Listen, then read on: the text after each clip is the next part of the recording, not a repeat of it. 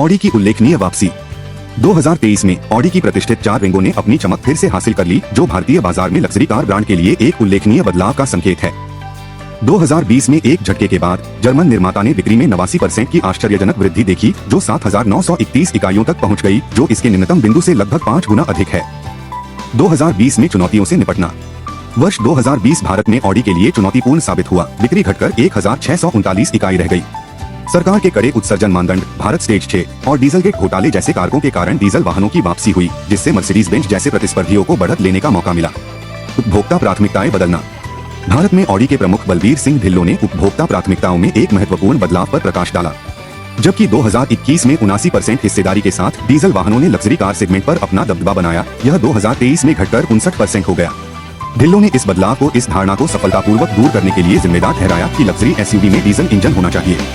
भारत की अनूठी बाजार गतिशीलता। ऑडी की सफलता के बावजूद भारत वैश्विक स्तर पर लग्जरी कारों के लिए अपेक्षाकृत छोटा बाजार बना हुआ है। 2023 में जबकि ऑडी की वैश्विक बिक्री 1.9 मिलियन तक पहुंच गई, भारत में लग्जरी कार ब्रांडों की संयुक्त बिक्री लगभग 47,000 से 48,000 वाहन होने की उम्मीद है। ढिल्लों ने बताया कि 70 से 110% सीमा शुल्क के साथ उच्च कराधान बाजार के विकास में एक बड़ी बाधा बनी हुई है। नियामक उपायों का प्रभाव।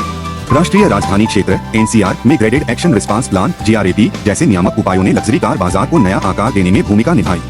प्री BS6 डीजल वाहनों को सड़कों से हटा दिया गया, खासकर एनसीआर में, जो भारत का सबसे बड़ा लग्जरी कार बाजार बना हुआ है।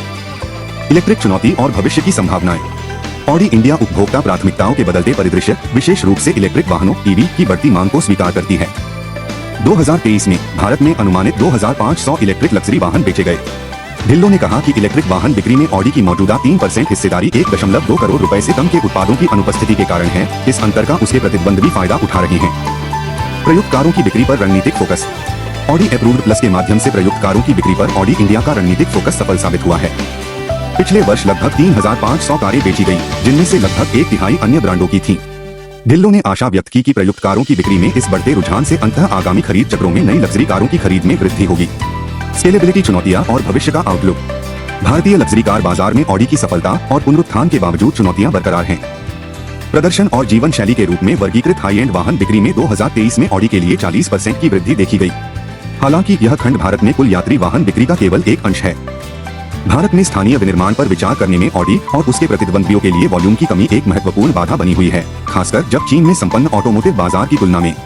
भारत में ऑडी का भविष्य इन चुनौतियों से निपटने और भारतीय लग्जरी कार उपभोक्ताओं की गतिशील प्राथमिकताओं के अनुरूप बने रहने पर निर्भर है।